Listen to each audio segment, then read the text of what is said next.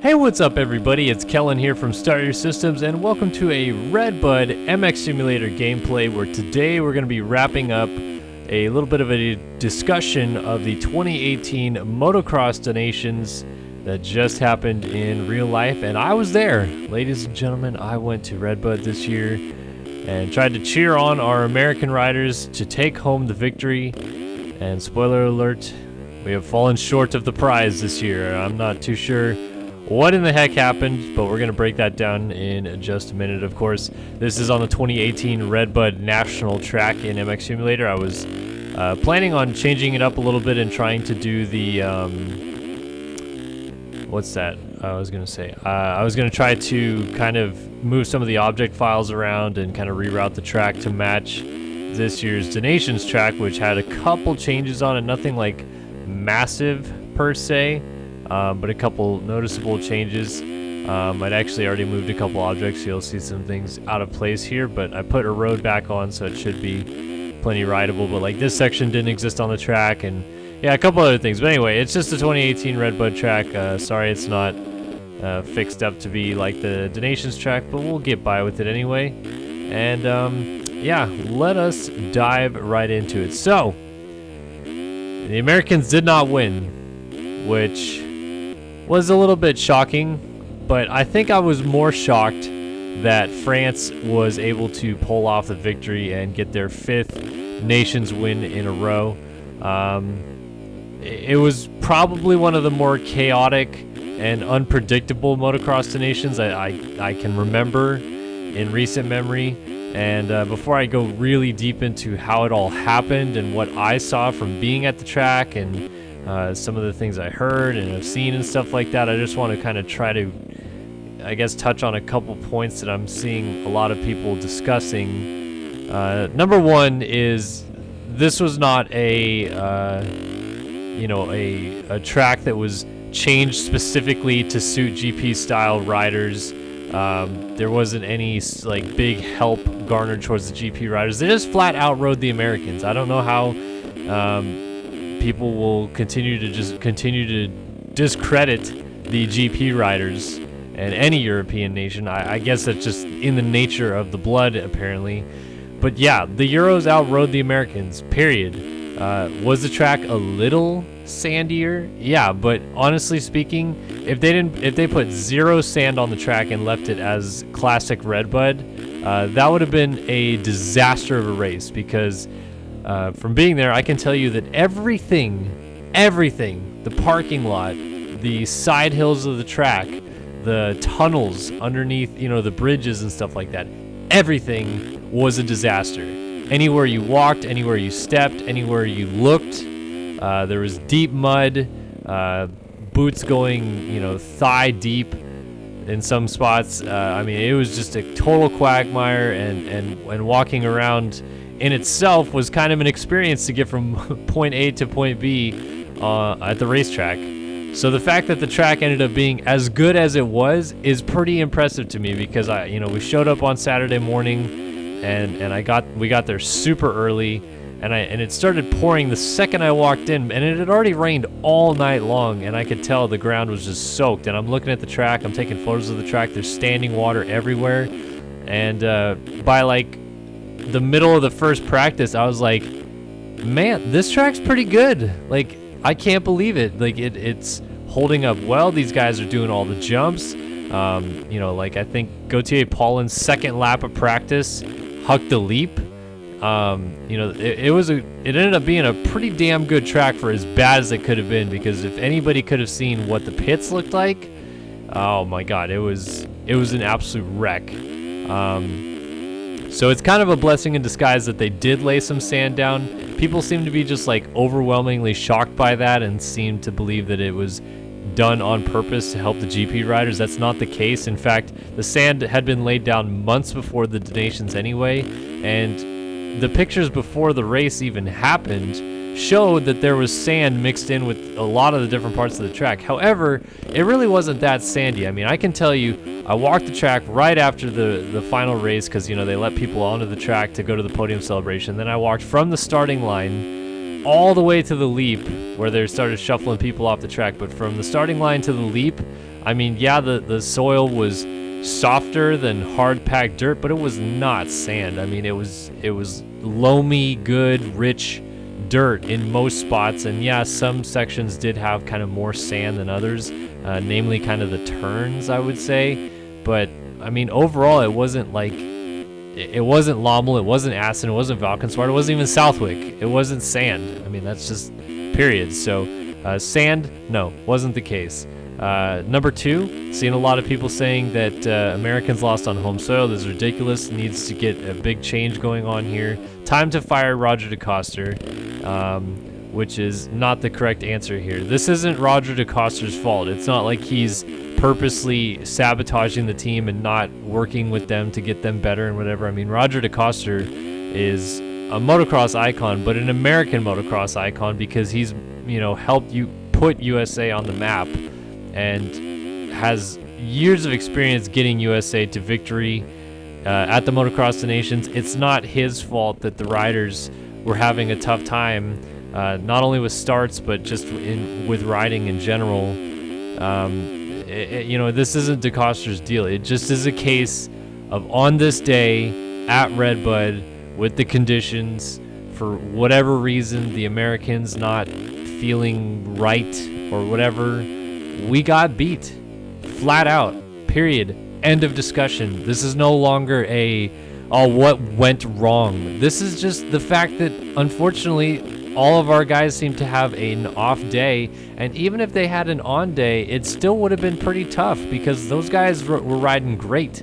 You know, I mean, Saturday qualifying, it seemed a little bleaker than it really was because of Tomac's DNF and Plessinger's crash, but, you know, Plessinger doesn't crash, and let's say Ferrandis and Lawrence pass him in that qualifying race, and he ends up third. The USA lines up on the gate. I believe it would have still been second overall, right behind the Netherlands, who were on 4 points. You know, instead they end up ninth, and I don't think gate pick was really that big of a deal in the end, because a lot of guys did end up hole shotting from like the middle on the gate.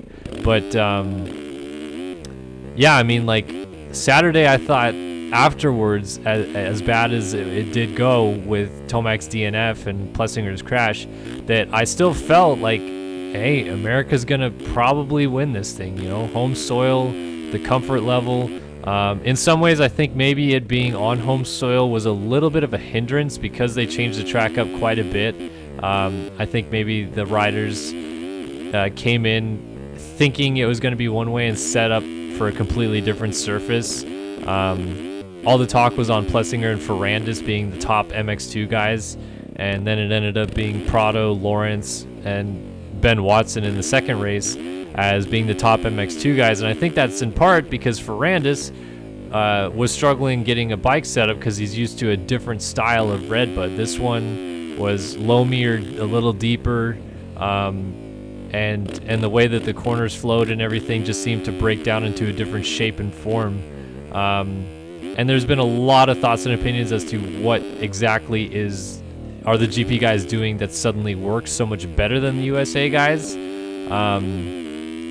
And I think David Villeman kind of hit the point home pretty well here, in that these GP guys, they ride every condition, all conditions, rough conditions, smooth conditions. That, you know, the AMA guys are kind of, you know, I don't want to say it's fortunate, but they are kind of fortunate that they run a one-day format. They don't necessarily have a ton of time to learn the track, and then the track never really gets super broken down. Like, if you ever watch a GP race, for example, the GP tracks are beat, like just hammered by the end of the day's racing, because they have the EMX classes, they have the 250 and the 450 classes hit. Sometimes they have the WMX class, and those tracks get absolutely gnarly, and those guys don't slow down. They keep going fast. Sometimes they even go faster when the tracks get rougher. Like, they don't mess around even in the slightest. They go out there and put their balls on the crossbar and just hold it pinned, even if it's a super rough section. And I think that's a little jaded with the USA guys, because while their tracks do break down towards the end of the day, it's not quite to the degree of the Europeans. And then for the most part, they're actually riding, generally speaking, better groomed and smoother tracks during the national campaign. So when they get greeted with a track that broke down like it kind of did this weekend, where it got rough and loamy and kind of deep in some corners and stuff like that, they just didn't look as comfortable. Especially they didn't seem like they were that interested in searching around as much as I expected. I remember watching warm-up practice on Sunday morning, and I even tweeted about this. I watched Glenn Coldenhoff follow Tomac through this whole section right here, from doubling down into here, going through this loamy corner here, going up to the step-up triple, and then down through the off-camber and onto the tabletop.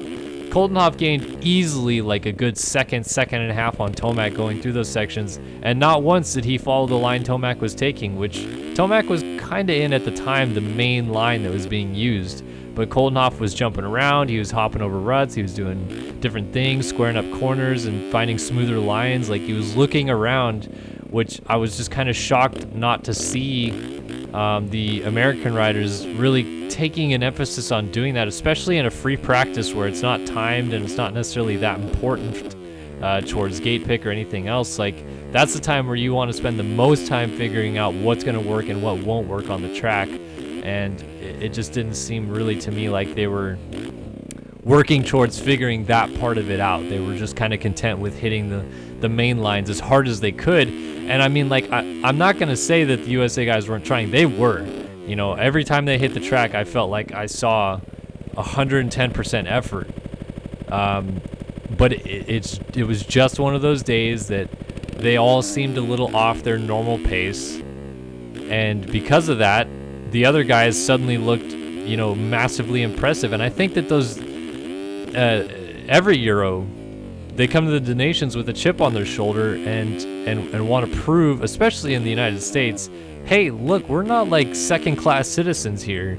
You know, we have just as competitive, if not a more competitive, series going on the other continents, and we're here to show you American fans, like, we're fast dudes. We don't mess around. Like, I was kind of just honestly kind of blown away by how many American fans that didn't seem to really even like notice what was really going on. I remember after the first race where Hurlings, you know, came back from a little ways back, got to Prado and beat him, and who else was mixed in there? Paulin got second and Prado got third, and Tomac was able to slot into fourth kind of late because Tommy Searle's bike blew up. I had an American standing right behind me, and I'm not speaking to the general audience here, but this particular gentleman said, well, America's in good shape because Tomac just finished second in that moto.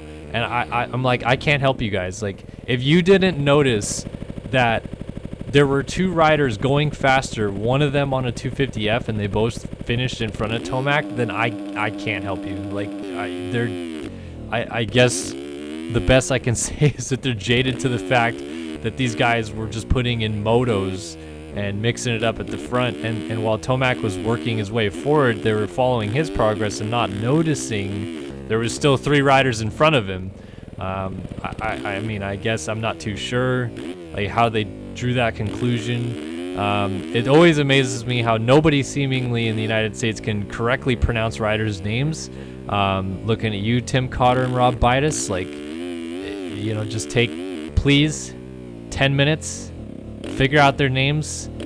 You know, it's not Michelle Cervelin, Michele Cervelin, you know, and don't get me started about Carioli, and oh my goodness, it's crazy. Like another American fan in front of me, after the first motos, and he's looking over the results, and he's reading the results page, and it's showing last name, comma, first name, and he's going, so P1 was Hurlings Jeffrey, P2 was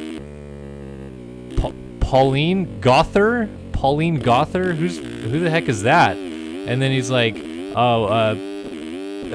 Pedro George, he ended up third, and then it was Tomac fourth, and I'm just like, oh my god, like, I get it, you don't pay attention to the GPs, but whew, like that level of butchering was a little scary.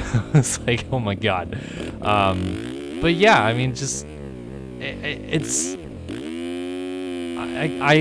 I'm a big GP fan. So again, I'm looking at it from a different point of view in the fact that I see these guys all the time, but it just is amazing to me how all of these European and Australian and other country riders kind of float under the radar and then show up here on American soil, and Americans just don't even know who it is.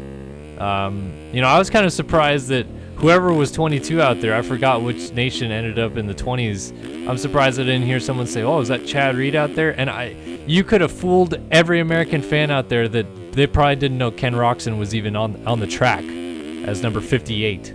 There's a lot of people that I just saw that were like, every time they saw Tomac, Barsha, or Sipes and Pastrana and Wyndham and Plessinger, like they would go off, but everybody else, it was like, who are these guys? You know what I mean? It was quite an experience, no question about it, and congrats to France, but I am still kind of just baffled about that whole thing because I've never seen a score that high win the Motocross Nations, at least that I can remember. 35 is a pretty tall score, and I know that the results are kind of thrown around. It's not too common that you can win while putting a 14 up on the board, but I mean, that's what France dealt with, and Tixier did ride a little better than I kind of thought he would. No offense, but Tixier's had a pretty rough year, and unfortunately he blew up his bike in the first moto, but the dude stopped for goggles and lost several positions and then fought his way back up and almost was knocking on the door for a top 10 before his bike blew up in that first moto. And then the second moto, you could tell he was kind of more or less nursing the bike, knowing where France was and just wanting to get the bike across the finish line, because if he blew up the second bike, it was game over. France was not going to win. That's how close the scores were. But I would have to imagine that the real storyline out of this whole thing is the Netherlands. They're on paper probably going to be the USA's biggest challenge, and when USA seemed to have a pretty rough, Saturday qualifying, and then it wasn't going great after the first moto on Sunday, I was really thinking, boy, the Dutch, I think, are going to be dangerous here, and unfortunately, things at the Motocross of Nations just happen. Always weird things, little nuanced things happen to a country that's supposed to be the favorite or, one of the front runners. It happens every year. It's unexplainable. But, Calvin Vlaanderen, the MX2 rider for the Netherlands, he's running 12th in race 1, and he tossed his goggles on lap 5. At least that's when I can remember seeing him the first time without goggles. Maybe it was sooner, but I remember about lap 5, maybe 10 or so minutes into the moto, he tossed his goggles. So I don't know when exactly he got hit in the eye with a rock, but at some point he got right to the eyeball of rock.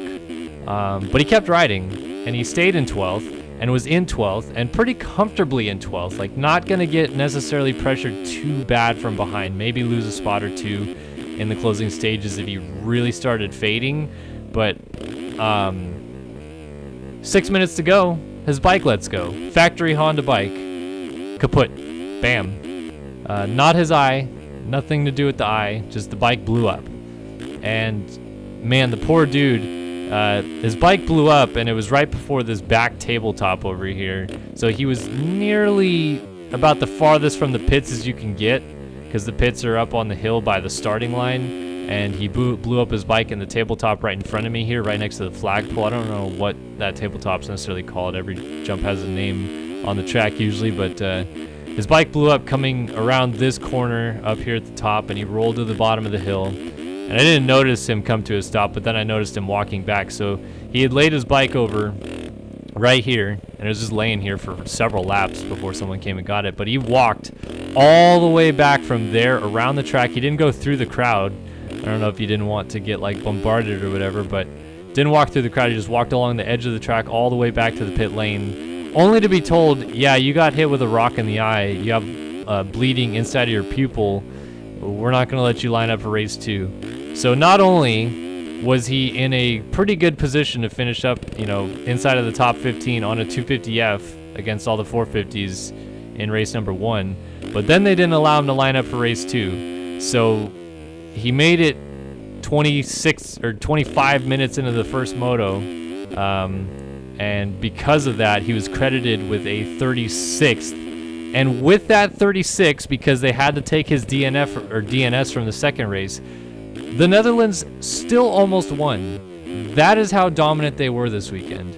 And if Vlaandren's bike doesn't blow up in that first moto, and he just finishes the race, and then afterwards they tell him he can't line up for the second moto, and let's just say, you know, it really does start affecting him late in the moto, and because he's nursing the bike, he drops all the way back to 25th. Guess what?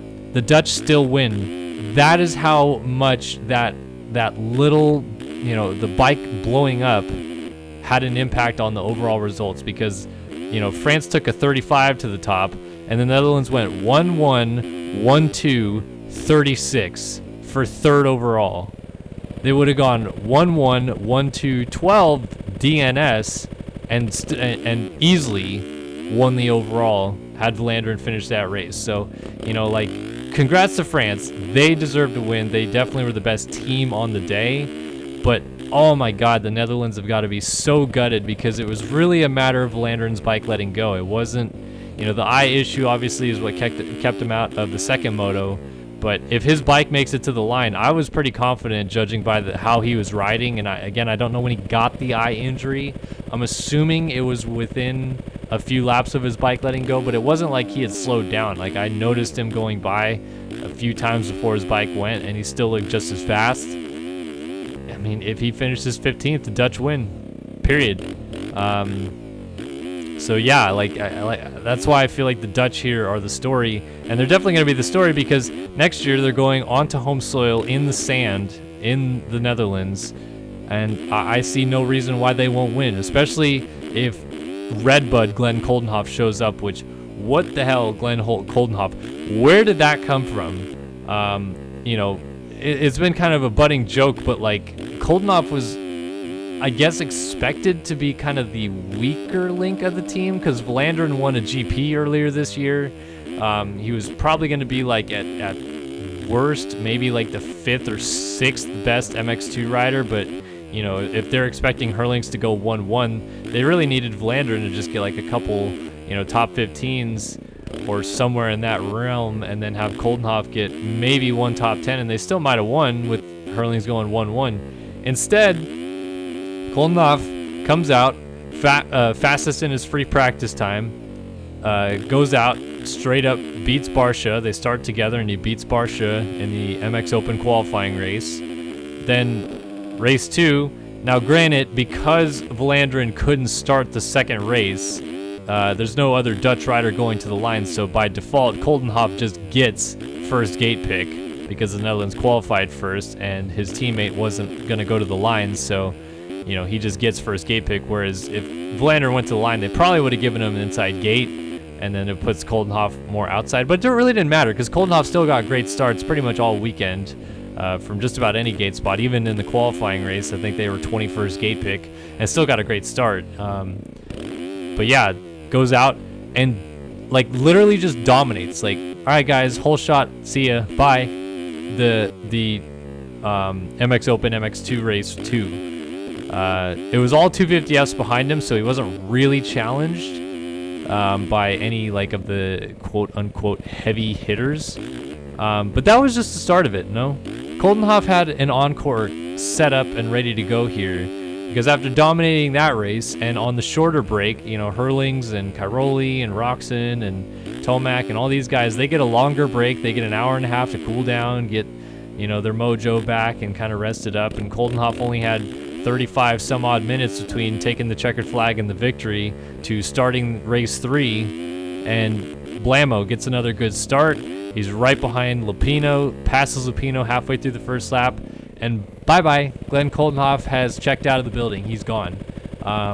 He was helped a little bit by Herlings taking, you know, he had a couple issues on the first lap that cost him spots, and then it took him a longer time to get through the field because of that.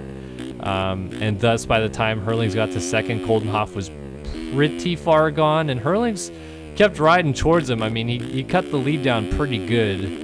So I'm not saying that Coldenhoff was better than Herlings, but he did go 1-1. And I mean, you could have put a lot of money down and still not many people would have taken that bet to say that Colton Hoff's going 1-1 this weekend. I mean, that is incredible stuff. I mean, I was lost for words at where it came from, because it just looked like steadily through the weekend he got better, and he saved his best performance for last, going up against literally all these GP regulars that he'd been fighting with all year long, and quite honestly not necessarily like having many breakout standout rides. You know, he finished on the podium at one GP, but it wasn't like he was, you know, consistently up there or got good starts and led laps and all this stuff like that. I mean, it was few and far between, but this weekend he was pretty much untouchable except for his own teammate, honestly. Like, it was incredible, and he looked so good, so smooth, in control. He hit the leap repeatedly. I guess people were saying, I mean, I wasn't on that side of the track, but then I rewatched the broadcast, and I mean, I don't think I ever saw him not hit the leap in that third race. And most people echoed the same sentiment, that he pretty much hit it every lap, which was a kind of rare thing. Not many people were hitting it every lap. Some guys were every other lap or few and far between, but I guess Colton Hoff was just going full send out front. And I mean, why not? Like, the Netherlands team by race 3 was pretty much considered out of it, with Vlanderen sitting on the sidelines. So why not just go out there and try to win the race to the best of your abilities? And boy, Colton Hoff showed up to play. But that's why I mean, like, the Dutchies go 1-1-1-2. And unfortunately take Vlanderen's 36th and still end up on the podium ahead of the United States. You know, the USA gets 6th.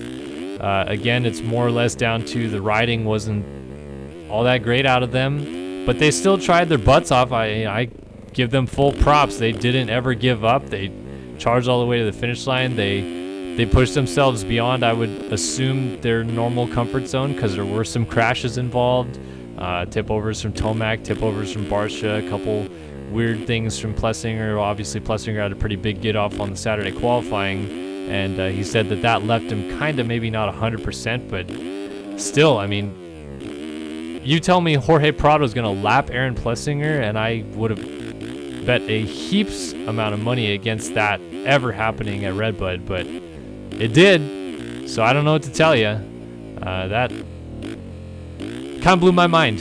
And then props to Prado too. I mean, there's so many guys that like just flew under the radar. Like Tanel Leoc looked great in the first moto as well. He rode really strong, was right up there in the mix.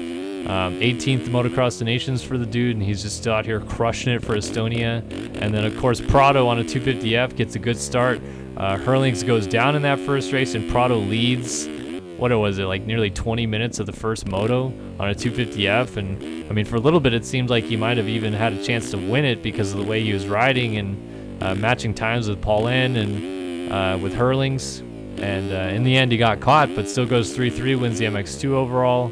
I mean, the kid's 17 years old, shows up on the biggest stage in racing, and pretty much drags Spain at will into the top 10 overall. Like, it was incredible stuff out of the kid, and you know, he deserves props. And you know, a lot of guys stepped up to the plate that really had pretty rough years. Like Paulin didn't have a terrible year, but it probably wasn't the year he was hoping to have, and obviously he's out at Rockstar Husky next year, so probably not exactly the ideal situation he had hoped for, but then comes out and pretty much crushes it. Goes, what did he go, 2-3? Like, you know, that's the Gautier Paulin that needed to show up and win the race for France, and they did. So, you know, that was huge. And then super tough luck for Tommy Searle, but that was by far the best I've seen Tommy Searle ride all year long as well. Like, really good in that first moto, and then in his second moto he also looked really strong coming through the field.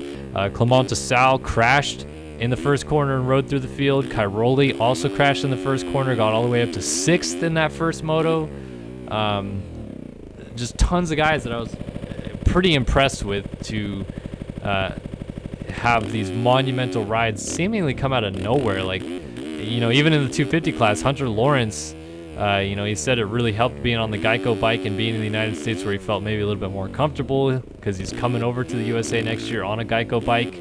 But he looked great, passed Prado pretty late in that second moto to take Prado's perfect MX2 scores away from him, but still, nonetheless, Prado looked great. Ben Watson looked great.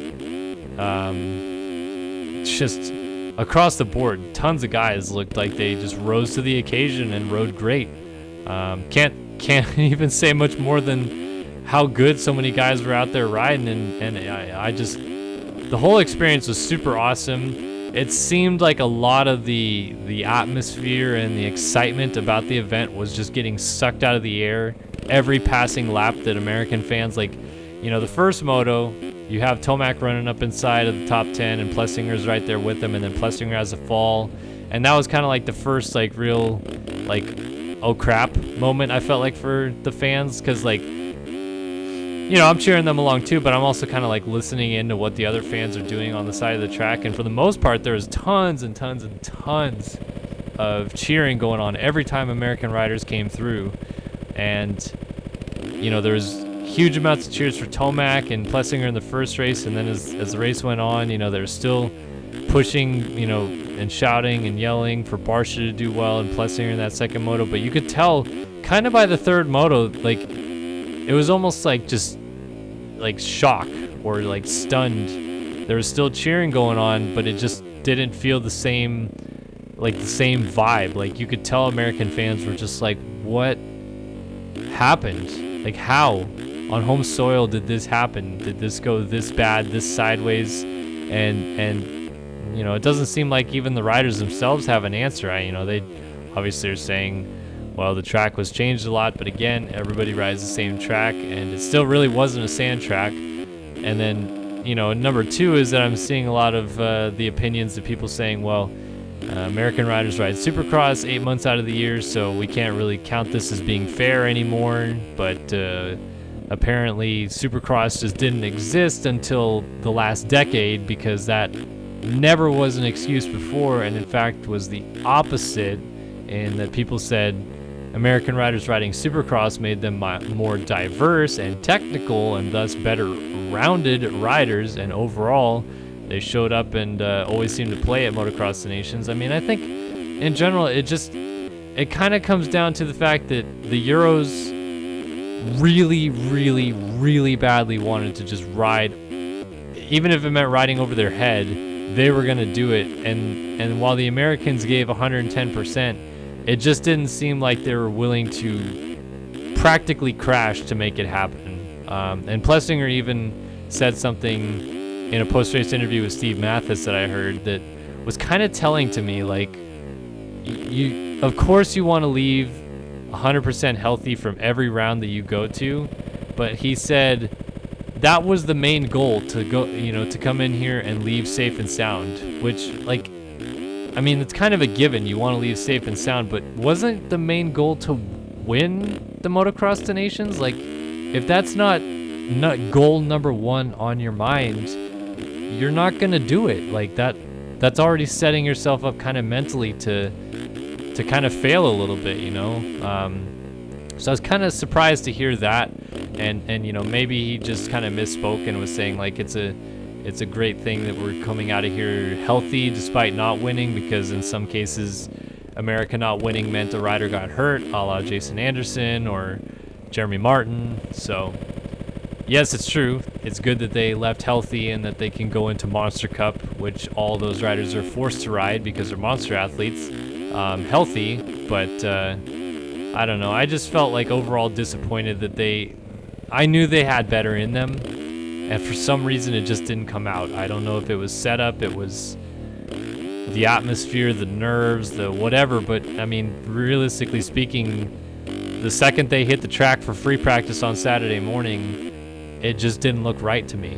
Like, it just felt like this wasn't going to go America's way pretty much from the start, because the way I saw the GP riders in the first free practice came out and they were on it. They hit the track hard.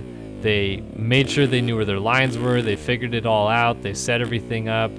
And again, I know they run pretty much GP format for these events, but that has never hindered the United States before. They've always been able to adapt and win this race before. So, like, I'm just shocked. I'm as shocked as any of you are out there that the United States did not win the Motocross Nations on home soil. It's the first time it's ever happened, and I was fully going there to expect the USA to win and to have an epic after party, which it sounds like an epic after party still happened. It was just with a bunch of non-USA people. But yeah, I mean, you can kind of see it all unfold throughout the weekend. I'm gonna have a vlog go up about my whole weekend and my whole experience, hopefully tomorrow. But yeah, what an interesting weekend. Like, I just don't know how to feel about it. Like, I'm super excited I got to go. It was an awesome experience and great racing. Like, no doubt the racing was great. It wasn't like it was a snore fest and one team ran away with it. Obviously the Netherlands kind of made it look easy with the race victories, but behind them the team battles were immensely crazy, with Italy looking like they might steal it, and France taking it right back late in the race, and Cairoli trying to reel in Paulin on the last lap to get it back in Italy's favor, and they only lost by a couple points. And wow, just overall like a super crazy, unexpected everything. But yeah, Motocross the Nations 2018, close the book on that one, and just chalk it up to the Europeans showed up to play, man. They were on it from start to finish, practice one to waving of the checkered flag, and rightfully so. European nations swept the podium. They kind of deserved it. They rode their balls off and honestly just looked better overall. So yeah, that's it. France wins, Italy second, Netherlands third, and USA sixth. Who would have ever thunk it at Redbud? But that's kind of my wrap up of this weekend. Would love to hear your guys' thoughts and opinions on some of the things I've said, or maybe what you guys saw this weekend if you were there. Again, I'm not claiming I have all the answers, but I feel like having been there and seen it in person, I know a little bit more about it than just seeing it on TV. And I did rewatch the broadcast already too, so I can understand what it looked like on TV. And on TV, I feel like it did look sandier, but when you're at the track, it really didn't. And then when I went onto the track and walked it myself and picked up the dirt and felt it, like it was pretty chunky dirt. Like, it just ended up kind of being loamy during the races to me, in my opinion, more than anything. No doubt sandy corners and all that, but yeah, I didn't feel like it was as sandy as it looked on TV. But hey man, I don't know, TV always makes things look a little bit different, and yeah, everybody can kind of formulate their own thoughts and stuff from that. But yeah, Motocross Nation's fun stuff. Check out the vlog coming out tomorrow, hopefully, and appreciate you guys watching another video here on the channel. Hope to see you guys in all of our future videos here, but for now, Kellen here at Start Your System saying so long for now.